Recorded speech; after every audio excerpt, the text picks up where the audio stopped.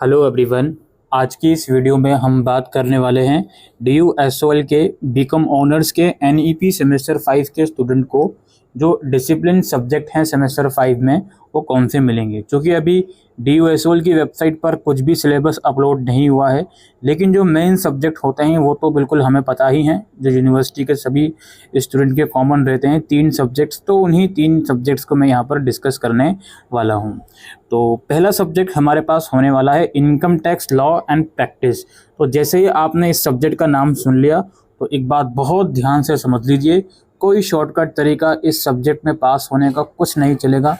अलग अलग प्रोविजंस जो इनकम टैक्स की होती हैं, अलग अलग सोर्सेज ऑफ इनकम के थ्रू, वो सारी आपको याद करनी पड़ेंगी। कोई थ्योरेटिकल सब्जेक्ट नहीं है, ये न्यूमेरिकल सब्जेक्ट है। आपको पता होना चाहिए कि कहाँ पे क्या डिडक्शन होगा, कहाँ पर क्या एडिशन होगा। तो ये सब्जेक्ट तो आपके लिए इतना इजी नहीं है पढ़ना, ठीक है। बिना मुझे तसल्ली देना वो अलग मैटर है, वो और लोग दे सकते हैं, बट जो रियलिटी है प्लीज़ उसको अब आप देखना शुरू कर दीजिए।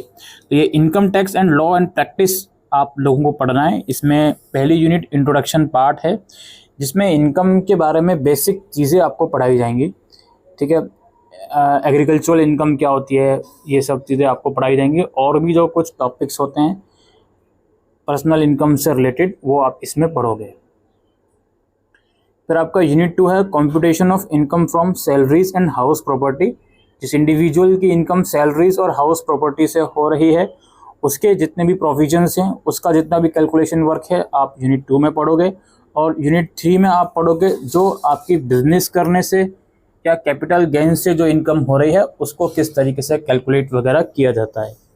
देन उनके अलावा किसी और अदर सोर्सेज से आपकी इनकम हो रही है तो वो आप पढ़ोगे। क्लबिंग ऑफ इनकम, मतलब एक साथ सारी इनकम को किस तरीके से कैलकुलेट किया जाता है।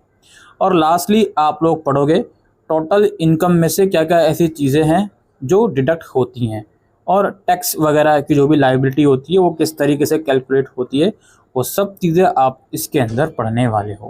कहने को देखने में काफ़ी ब्रीफ सा सिलेबस है, बट इनकम टैक्स है, जो स्टूडेंट्स टिपिकल कॉमर्स स्टूडेंट है वो इस सब्जेक्ट को समझ पाएगा कि इस सब्जेक्ट को ईजिली आपको बिल्कुल भी नहीं लेना है। Now we will move on to our next subject, जिसका नाम है बिजनेस इकोनॉमिक्स।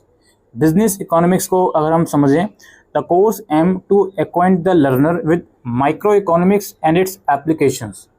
तो माइक्रो इकोनॉमिक्स इससे रिलेटेड जितने भी कॉन्सेप्ट्स होते हैं वो इसमें बेसिकली आप पढ़ने वाले हो। पहली यूनिट में इंट्रोडक्शन पार्ट है बिजनेस इकोनॉमिक्स का, जिसमें आप इसका नेचर पढ़ोगे, इसका स्कोप क्या है वो पढ़ोगे। डिमांड एंड सप्लाई इसमें आ गया। लॉ ऑफ डिमांड शायद इसमें आप पढ़ने वाले हो। और इंडिविजुअल और वर्सेस मार्केट डिमांड क्या होती है, मूवमेंट और शिफ्ट जो होता है डिमांड कर्व में, उसके बारे में आप पढ़ोगे। डिमांड की इलास्टिसिटी, तो वही सब चीज़ें हैं।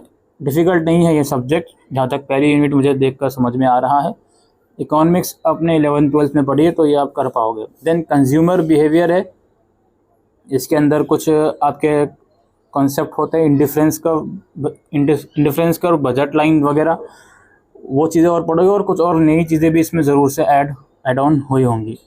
देन प्रोडक्शन एंड कॉस्ट आपकी यूनिट 3 है, जिसमें आप TPAP ये सब चीज़ें आपको पढ़ने वाले हो। लॉ ऑफ वेरिएबल प्रोपोर्शन का कॉन्सेप्ट पढ़ोगे आप। आइसोक्विंट प्रॉपर्टीज़ के बारे में पढ़ोगे। और कॉस्ट है, इसमें कॉस्ट के अलग अलग कॉन्सेप्ट जो होते हैं, लॉन्ग रन, शॉर्ट रन, ये सब चीज़ें आप पढ़ोगे। डायग्राम के थ्रू भी इस चैप्टर में से क्वेश्चंस काफ़ी बनते हैं। फिर मार्केट स्ट्रक्चर है, परफेक्ट कंपटीशन, इसके अलग अलग फीचर्स, अलग अलग इसके जो भी क्वालिटीज़ होती हैं, डायमेंशंस होती हैं, वो पढ़ोगे। मोनोपोली के बारे में पढ़ोगे, मोनोपोलिस्टिक के बारे में पढ़ोगे, और ओलिगोपोली के बारे में पढ़ोगे। ये सब कॉन्सेप्ट से बिल्कुल आप अवेयर होगे अगर 11th-12th में आपने थोड़ी सी बहुत इकोनॉमिक्स पढ़ी है तो। Then contemporary issues and applications economics के अंदर, इसमें rent control, minimum wages, individual supply curve of labour, peak load pricing और प्राइजनर्स डिलेमा, ये सब चीज़ें आप पढ़ोगे। ठीक, फिर ये सब सेकंड सब्जेक्ट हमारा यहाँ ख़त्म हो गया। देन थर्ड सब्जेक्ट है आपका मैनेजमेंट अकाउंटिंग।